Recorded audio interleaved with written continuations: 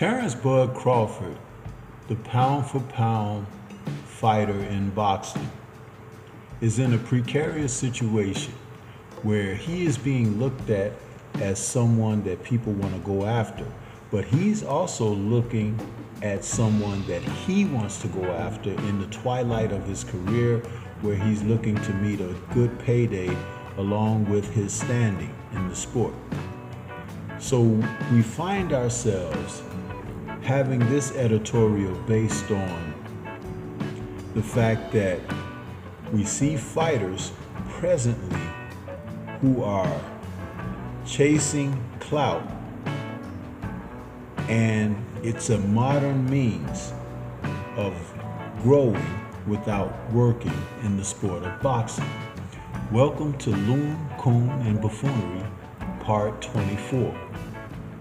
Chasing clout in boxing presently means when you are observing another fighter's position that you may not have necessarily attained, but you begin to associate yourself with that fighter's name, including fronting as if you may want to face that fighter in the ring or challenge them to a degree where it shines light on yourself.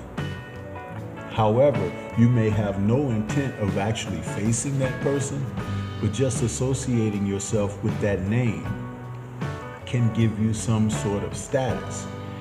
That's this modern time way of growing without working. It once was attributed that when you work at your craft, people can see your growth and development, even with success or failure where your position would be in the sport.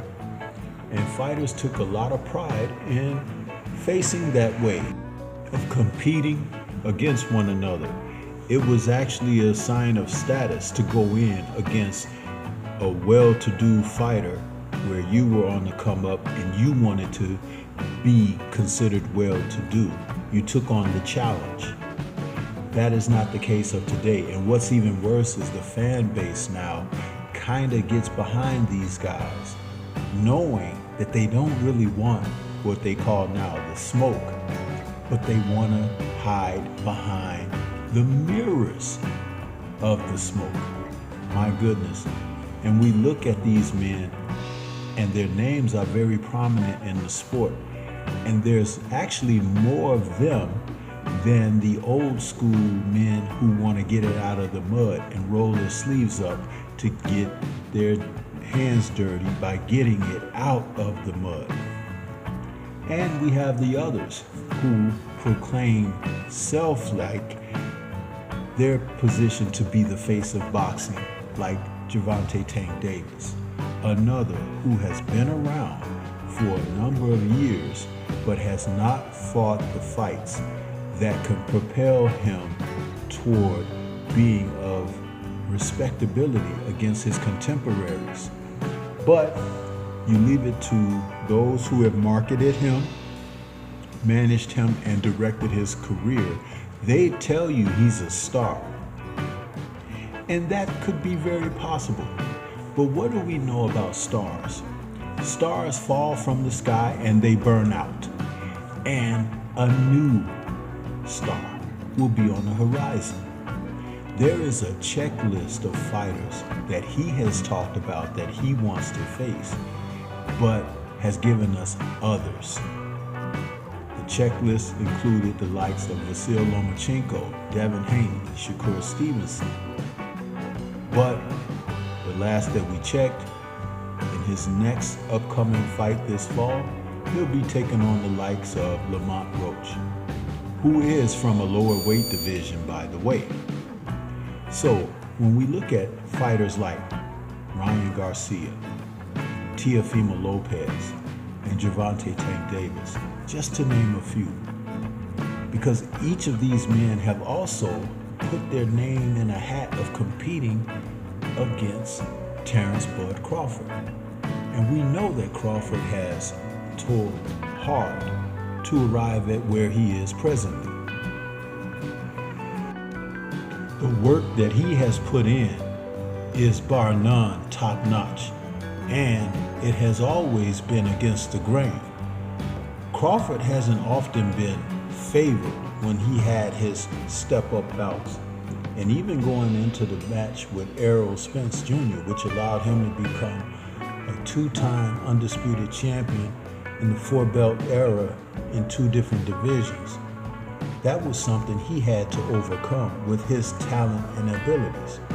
These other fighters, Teofimo, Gervonta, Ryan, have accomplished far less than that he has, but they're still calling him out. And yes, he is going toward the twilight of his career. But that doesn't mean that there are not whippings in the cards for these other fighters. Because if he's pressed, Crawford would take on the likes of all three within the next year. That's just the type of man he is. It's just that he has his goals set in a different place, and he's looking to accomplish by getting in the ring and doing something. He's not a media spokesperson. In fact, he speaks very sparsely to the media, something that these three guys need to take note of. But again, it's a new generation, and that new generation is on their way to discovery. But what they're going to find at the end of the rainbow, that even the people that are with them, the management, the coaches and trainers, aren't adept at taking them to a new level because they never elevated within their own means, which is why they can't coach sensibility along with talent to help these men be prepared to be the best that they can be in the sport in which you get hit in the head for a living. Think about it. How many of these young fighters can go out there and show us intestinal fortitude, to show us like what's really inside, not be matched and paired up on a continuous basis of fights where they are in 80-20 in the favor of themselves by who sets their careers on its path. We're seeing it far too much, but thank goodness for the likes of Turki Al-Sheikh, who is coming in and now issuing opportunities for these men to prove themselves, and they're walking away from the opportunity. But Crawford has already fought on a Turk Al-Sheikh card. That means that he is seeking, again, a higher ground. Gervonta Tank Davis said that he would consider a conversation for 2 Ferraris, and Teofimo has yet to appear on any type of pay-per-view. Just think about it. This is where they are, and Crawford is head and shoulders above all of them. What do you think? This is Stormy B-Man. Shout out to the mighty LDBC and Liberated Perspective, a third eye view of the world. For more content such as this, please like, comment, subscribe, and share. Peace to everyone out there, and everyone please remain safe.